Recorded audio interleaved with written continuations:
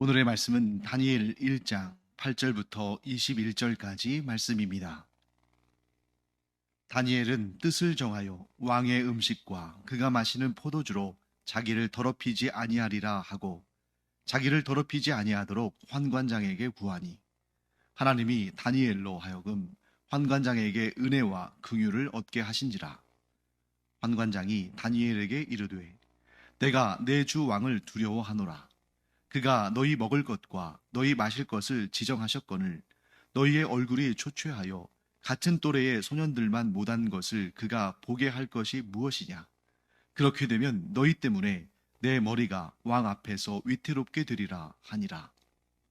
환관장이 다니엘과 하나냐와 미사엘과 아사랴를 감독하게 한 자에게 다니엘이 말하되 청하오니 당신의 종들을 열흘 동안 시험하여 채식을 주어 먹게 하고 물을 주어 마시게 한 후에 당신 앞에서 우리의 얼굴과 왕의 음식을 먹는 소년들의 얼굴을 비교하여 보아서 당신이 보는 대로 종들에게 행하소서 하매 그가 그들의 말을 따라 열흘 동안 시험하더니 열흘 후에 그들의 얼굴이 더욱 아름답고 살이 더욱 윤택하여 왕의 음식을 먹는 다른 소년들보다 더 좋아 보인지라.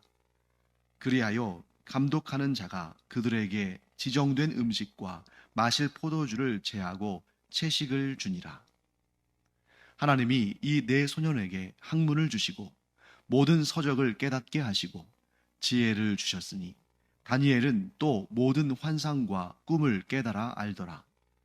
왕이 말한 대로 그들을 불러들일 기한이 찼으므로 환관장이 그들을 느부갓네살 앞으로 데리고 가니 왕이 그들과 말하여 보매 무리 중에 다니엘과 하나냐와 미사엘과 아사랴와 같은 자가 없으므로 그들을 왕 앞에 서게 하고 왕이 그들에게 모든 일을 묻는 중에 그 지혜와 총명이 온 나라 박수와 술객보다 10배나 나은 줄을 아니라.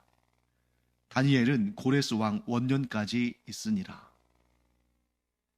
어제 이어서 이제 또 다니엘 또 그 세 친구들이 바벨론의 포로로 끌려가서 어떤 일들을 했는지를 살펴보겠습니다.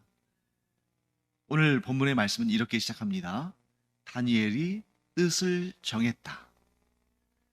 다니엘이 그 어린 소년이 어떤 뜻을 정했을까? 성경은 이렇게 말씀하시죠. 왕이 하사하는 그 음식과 포도주, 즉 왕이 그들에게 베푸는 음식과 음료를 마시지 않으므로 그것들이 자기의 몸을, 자기의 삶을 더럽히지 않도록 그렇게 뜻을 정했다고 본문은 말씀하고 있습니다. 그런데 여기서 우리가 생각해 볼 문제가 있죠. 왕이 하사하는 음식과 음료. 지금 다니엘과 그 세 친구는 왕 앞에 서기 위한 그런 엘리트 교육 과정 속에 있습니다. 그 과정 가운데에 왕이 그들의 몫으로 지정하여서 하사하는 음식과 음료는 선택할 수 있는 것이 아닙니다. 반드시 받아들여야 되는 것이고 그것을 거절할 때에는 왕명을 어긴 것이 되는 거죠. 그래서 이 문제는 다니엘과 세 친구만의 문제가 아니라 그들을 담당하는 환관장에게도 굉장히 위험한 일이 되는 것입니다. 이것이 왕의 귀에 들려지게 되면 환관장은 왕의 명령을 따르지 않은 그러한 책임을 물을 수도 있는 것이죠. 누가 얘기하지 않는다 할지라도 만일 이 다니엘과 이 세 친구가 적절한 영양 공부를 받지 못해서 적절한 음식을 섭취하지 못해서 그들이 얼굴이 초췌하거나 쇠약해지거나 한다면 왕이 그들의 모습을 보고 그 이유를 물을 것이고 그래서 그 결과 왕이 하사한 음식과 음료를 거부한 것으로 드러나면 다니엘과 세 친구는 물론이거니와 그들을 지도 관리하는 환관장에게도 큰 문제가 생기겠죠. 그러니까 이 환관장은 이 다니엘의 제안 무엇입니까? 내가 왕이 주는 음식과 포도주, 곧 음료를 먹지 않고 마시지 않겠다. 굉장히 난감해하죠. 그런 모습 보면서 다니엘이 이렇게 제안을 합니다. 그러면 한 열흘 정도 한번 테스트를 해보자. 시험해보자. 내가 채식만 먹고 또 내 친구들도 채식만 하고 열흘이 지나서 만일 우리가 왕이 주는 음식과 음료를 먹은 그러한 사람들보다 더 초췌하고 힘이 떨어지고 문제가 발생하면 그때 가서 당신이 하자는 대로 하겠다. 이제 이렇게 제안하는 거죠.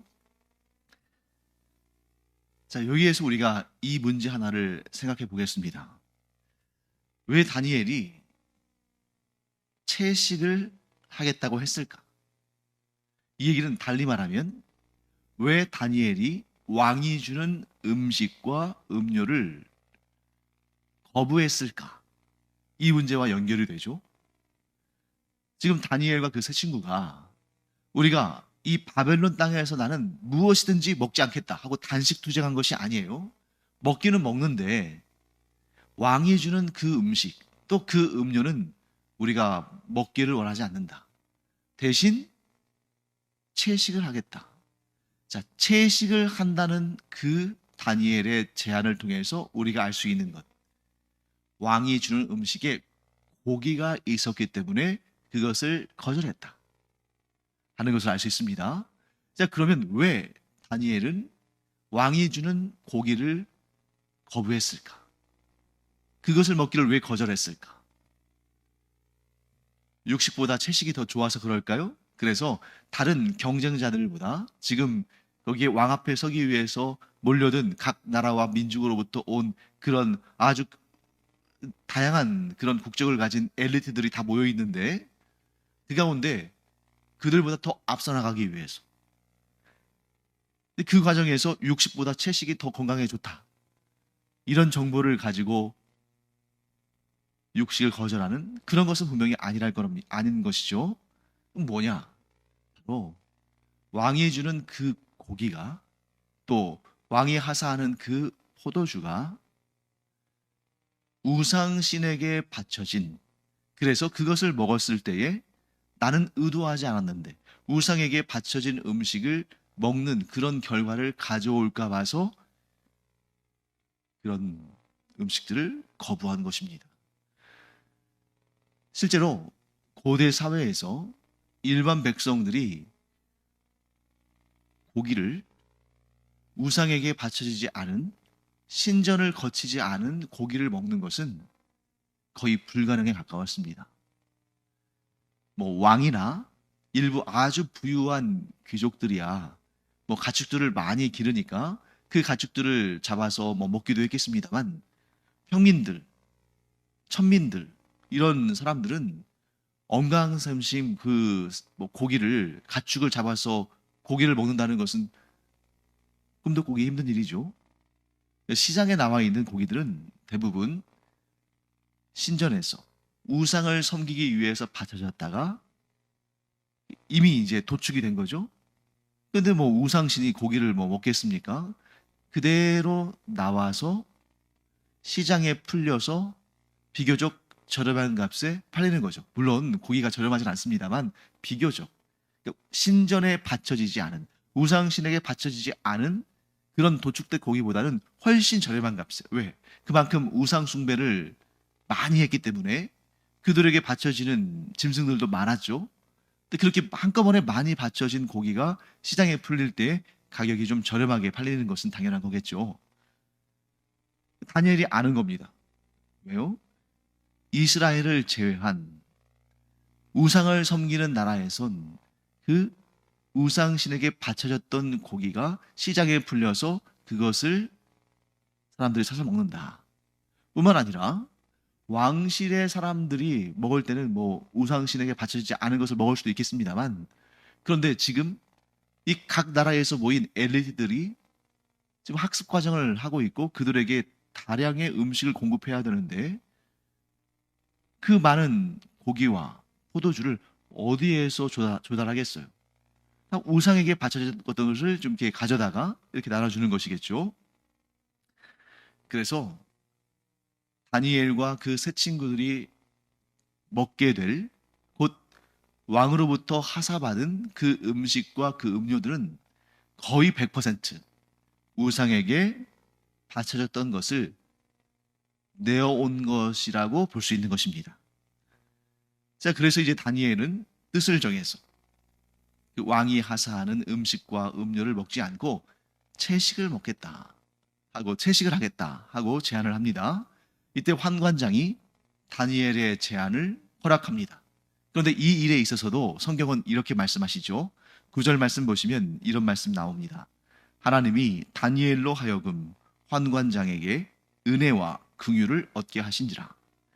자, 환관장이 다니엘의 말을 듣고 그것을 허락한 것이 그 환관장 자신만의 결정이 아니라 하나님께서 이 환관장의 마음을 움직이셔서 하나님께서 환관장으로 하여금 다니엘과 그 세 친구들에게 은혜와 긍휼을 베풀도록 하셨다. 우리 어제에 이어서 오늘도 계속해서 어떤 말씀이 나옵니까? 비록 지금 사회적인 신분이나 사회적인 권력 관계에 있어서는 다니엘과 세 친구보다 바벨론 왕 느부갓네살과 그의 신하인 환관장과 이들이 훨씬 더 강하고 훨씬 더 힘이 있고 그들이 마치 다니엘과 그 세 친구의 인생을 쥐락펴락하는 생사 여탈권을 가진 것처럼 보이지만 그들은 또 그렇게 생각하겠죠. 하지만 하나님께서는 뭐라고 하십니까? 그들도, 즉 바벨론 왕 느부갓네살도 또 그의 환관장도 모두 하나님의 다스리심 아래에 있다. 그래서 하나님께서 느부갓네살 왕을 또 이렇게 그의 마음을 주관하시고 환관장의 생각도 주관하셔서 다니엘과 세 친구들에게 은혜와 긍휼을 베풀게 하는 이런 역사가 진행되고 있습니다. 세상 사람들은 눈에 보이는 것만 믿기 때문에 세상 사람들의 눈에는 지금 누가 봐도 느부갓네살 왕이, 환관장이, 그들이 갑이고 그들이 다니엘과 세 친구의 운명을 쥐고 있는 것처럼 보이지만 성경은 분명히 말씀합니다. 모든 존재는 그것이 사람이든 사물이든 모든 역사는 하나님의 다스리심 아래에 있고 하나님은 모든 것을 들어 하나님의 뜻을 이루시는 일에 사용하신다 하는 것을 우리가 알게 됩니다. 자, 그 결과는 어땠을까요? 당연히 하나님께서 환관장의 마음을 주관하셨기 때문에 환관장이 다니엘의 제안을 허락하고 열흘 동안 채식을 하는데 채식을 하지 않고 왕이 주는 고기와 음식들 또 포도주와 음료들을 먹고 마신 그 사람들보다 채식을 한 다니엘과 세 친구가 더 건강해 보이고 더 좋아 보였다는 거죠. 하나님께서 우상에게 바쳐진 고기와 음식을 먹은 자들보다 그것을 먹지 않고 채식을 먹은 다니엘과 그 세 친구들을 더 복되고 더 아름답고 더 능력 있게 하신 것입니다. 그리고 오늘 우리는 무엇을 보게 되냐면 하나님을 향하여, 하나님을 위하여, 하나님으로 인하여 뜻을 정한 사람들이 어떤 복을 받는지를 아주 상세하게 이 다니엘서의 본문을 통해서 우리에게 말씀하십니다. 제가 17절부터 20절까지 말씀을 다시 한번 읽어보겠습니다. 하나님이 이 네 소년에게 학문을 주시고 모든 서적을 깨닫게 하시고 지혜를 주셨으니 다니엘은 또 모든 환상과 꿈을 깨달아 알더라. 왕이 말한 대로 그들을 불러들일 기한이 찼으므로 환관장이 그들을 느부갓네살 앞으로 데리고 가니 왕이 그들과 말하여 보매 무리 중에 다니엘과 하나냐와 미사엘과 아사랴와 같은 자가 없으므로 그들을 왕 앞에 서게 하고 왕이 그들에게 모든 일을 묻는 중에 그 지혜와 총명이 온 나라 박수와 술객보다 10배나 나은 줄을 아니라. 자, 하나님께서 다니엘과 그 세 친구 곧 이 네 소년에게 무엇을 주셨다고요? 학문을 주셨다. 이 표현은 좀 매끄럽진 않습니다. 어떤 말이겠어요? 하나님께서 지혜를 주시고 지식의 영을 허락하셔서 그들이 공부를 잘하게 하셨다는 거죠. 지금 이 학습기관 가운데 있는데 공부를 탁월하게 잘하게 하신 것입니다. 그래서 모든 서적을 깨닫게 하시고 또 지혜를 주셔서 아주 그들이 월등하고 탁월한 실력을 갖게 하신 거죠. 거기에다가 다니엘은 또 모든 환상과 꿈을 깨달아 알게 하셨습니다. 자, 이 구절이 우리에게 말씀하시는 것은 이것입니다. 그들에게 꼭 필요한 것을 풍성하게 주셨다는 거예요. 자, 여러분 생각해 보십시오. 장사를 하는 사람 혹은 전쟁터에 나가서 싸움을 해야 되는 용사들, 이런 사람들에게도 뭐 학문은 중요할 수 있습니다. 하지만 그들에게 아주 긴급하게, 당면하게, 필수적으로 요구되는 것은 아니죠. 장사를 하는 사람들은 또 이렇게 뭐 장사 수완이 좋아야겠죠. 또 전쟁터에 나가는 사람들은 아주 굳건한 체력과 싸움의 기술이 필요하겠죠. 그런데 지금 다니엘과 세 친구는 학습 과정 가운데 있습니다. 그들의 학문이 어떤지가 이제 얼마 후에 느부갓네살 왕 앞에서 테스트를 받고 그들이 과연 왕을 모시는 신하가 될 것인지 아닐지가 결정이 되어지는 그런 단계에 있는 겁니다. 지금 제일 중요한 것은 뭐예요? 그 갈대아의 그 학문, 곧 메소포타미아 문명에서부터 비롯된 그 세계 최고 수준의 학문을 배워야 되는 거예요. 또 그 갈대아의 언어, 이 아카드어를 또 배워야 됩니다. 그런데 그때 물론 건강도 중요하고 또 언변도 중요하고 또 체력도 중요하고 또 싸우는 능력도 물론 뭐 없는 것보다 있는 게 낫겠죠. 아주 다양한 분야의 그러한 재능들, 능력들도 뭐 있으면 좋죠. 하지만 지금 제일 필요한 것은 무엇입니까? 학문. 그것을 깨닫는 지혜. 하나님께서 다니엘과 그 세 친구들에게 꼭 필요한 그것. 지금 이 단계에서 반드시 필요한, 가장 중요한, 가장 필수적인 그것을 풍성하게 허락하셨다는 거죠. 사랑하는 성도 여러분, 우리가 다니엘처럼 우리의 마음을, 우리의 뜻을 하나님을 향하여 확정하고 하나님의 뜻대로 이 사역을 행하며 하나님의 영광을 위해서 살아가기로 뜻을 정하면, 마음에 작정을 하면 하나님께서 우리를 기쁘게 여기시고 지금 당장 우리가 해야 되는, 우리가 부르심을 받은, 우리가 또한 보내심을 받은 하나님께서 우리에게 맡기신 그 분야에서 지금 당장 꼭 필요한 그것을 하나님께서 넘치도록 부어주신다는 것입니다. 그 외에 다른 것들도 주시지만 특별히 지금 나에게 가장 중요하고 필수적인, 가장 요긴한 그것을 집중적으로 부어주신다는 거죠. 그래서 그 분야에서 탁월한 자가 되게 하신다. 사랑하는 성도 여러분, 우리가 하나님을 향하여 마음을 확정하고 내 인생을 하나님께 드리며 나의 삶이 온전히 하나님의 영광을, 하나님의 나라를 위해서 사용되어지기를 원하며 소망하며 내 삶을 하나님께 드리기로 작정할 때 하나님께서 우리에게 가장 중요한 그 일, 우리를 부르신 그 가장 중요한 그 사명을 감당하기에 꼭 필요한 것들을 차고 넘치도록 부어주신다. 이 사실을 꼭 기억하는 우리가 되기를 바랍니다. 뿐만 아니라 그 분야에서 아주 탁월한 자가 되게 하신다는 거죠.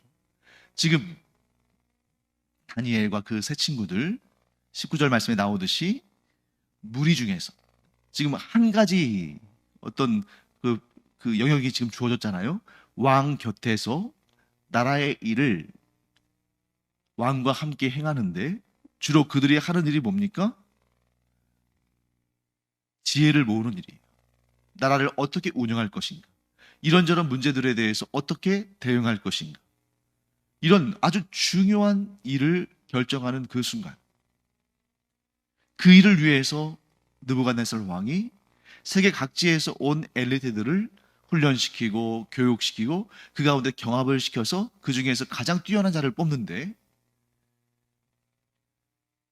그 지혜로운 자를 찾는 왕에게 있어서 항상 그 지도자는 자기를 보필 해서 그 일을 잘 이뤄낼 사람들을 늘 찾지만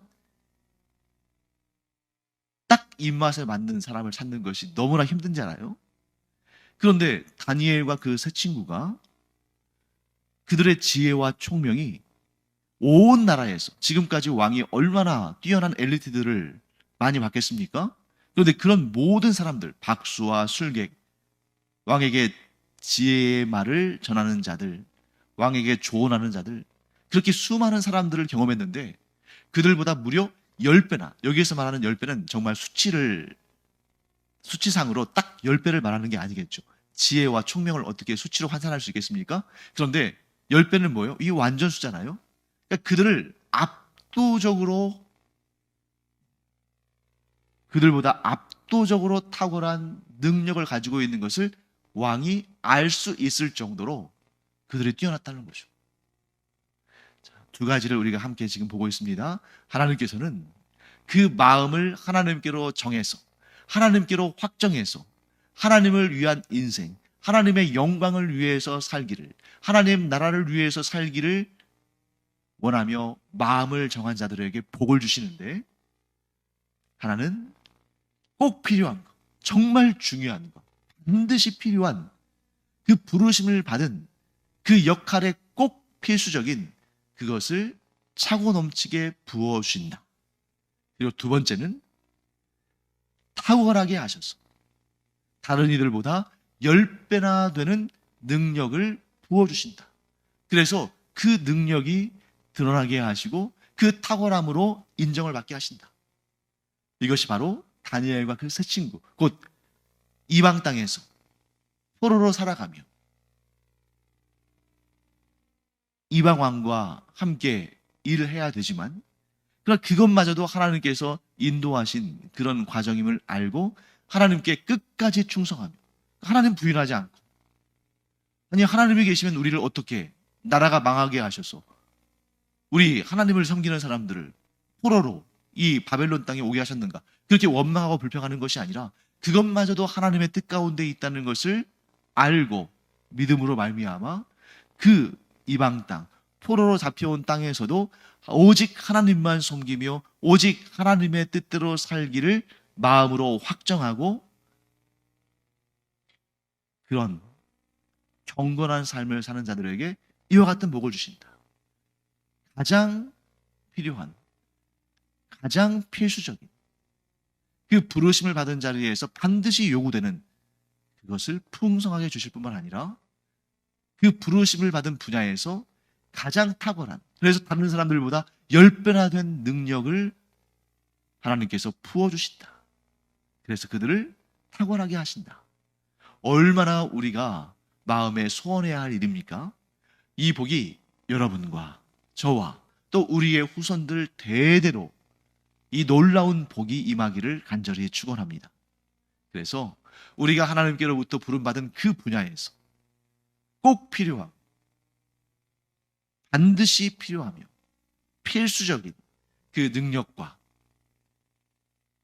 은사를 하나님께서 풍성하게 부어주실 뿐만 아니라 우리가 부르심을 받은 그 분야에서 세상 사람들과는 비교할 수 없는 10배나 되는 능력으로 함께 하셔서 우리를 높이시고 우리를 통해서 하나님의 놀라운 역사를 드러내심으로 세상 사람들이 보면서 하나님을 믿는 자의 형통함이 바로 저것이구나 하는 것을 깨닫게 하시는 그런 놀라운 복이 우리에게 임하게 되기를 간절히 축원합니다. 그리고 이제 오늘 말씀의 후반부에는 다니엘의 연대에 대해서 좀 나오죠.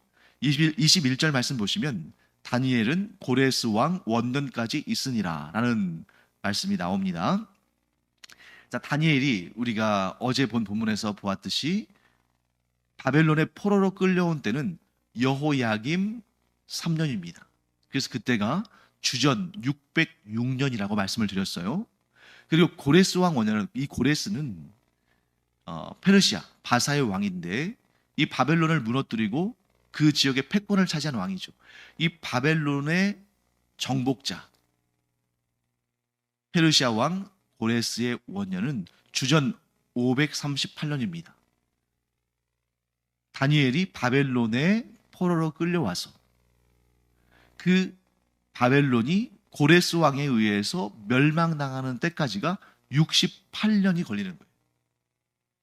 그래서 이 표현은 지금 뭘 의미하냐면 다니엘이 고레스 왕 원년, 즉 주전 538년까지 살았다라고 말하는 것이 아니라 다니엘이 주전 606년부터 538년까지 68년 동안 바벨론의 왕궁에 머물면서 탁월한 실력을 발휘하며 모든 사람들에게 부러움의 대상이 되는 최고의 실력자로서 그가 그 왕궁을 지키고 있었다. 이렇게 볼 수 있는 것이고요. 당연히 고레스 왕이 즉위하면서 이 바벨론에서의 그 사역은 이제 마무리가 되는 거겠죠. 그리고 다니엘이 고레스 왕 원년까지 있었다라는 말이 다니엘의 죽음을 의미하는 것이 아닌 것이 나중에 이제 이 다니엘서 10장에 가면 다니엘이 하나님이 보여주시는 환상을 보는데 그때가 고레스 왕 3년이에요. 그러니까 고레스 왕 원년에 죽은 것이 아닙니다. 다니엘이 포로로 끌려온 이방인으로서 이 바벨론의 입장에서는 이방인이죠. 무려 68년 동안 바벨론의 왕궁에서 탁월한 지위를 누리며 살았다 하는 것을 말해주고 있는 것입니다. 이게 바로 하나님을 경외하는 자의 형통함이다. 그리고 그 후에 바벨론은 멸망했지만 다니엘은 페르시아 곧 바사의 왕에게도 총애를 받고 또 중용되는 그런 역사를 우리가 보게 됩니다. 하나님의 사람은 어느 나라에 가고 역사가 어떻게 바뀌든 간에 전혀 요동치 않습니다. 나라는 바뀌고 사회는 변해도 하나님을 경외하는 자, 그래서 하나님께서 함께 하시는 자는 어디에서든 언제든 형통하다. 이 사실을 우리 꼭 기억하기 바랍니다. 기도하겠습니다.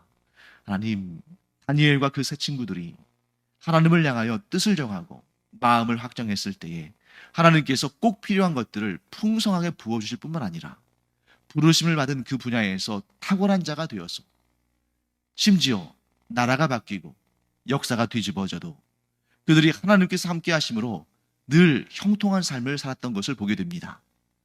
저희도 하나님을 경외하고 하나님을 향하여 마음을 확정함으로 말미암아 다니엘과 그 세 친구들이 누렸던 이 놀라운 복과 은혜를 풍성히 누리게 하여 주시옵소서. 감사드리며 예수님의 이름으로 축복하며 기도합니다. 아멘. 기도하는 시간입니다. 우리의 마음이 하나님을 향해 확정되길 바랍니다. 내가 사는 동안 오직 하나님의 영광을 위해서, 하나님의 뜻을 이루기 위해서, 하나님께서 부르신 그 일을, 그 사명을 감당하기 위해서 살겠노라. 이렇게 우리의 마음이 확정될 때에 하나님께서 우리에게 꼭 필요한 것들을 차고 넘치게 부어주실 뿐만 아니라 우리를 들어 사용하시며 10배나 되는 탁월함을 우리들에게 허락하실 줄을 믿습니다. 기도하겠습니다.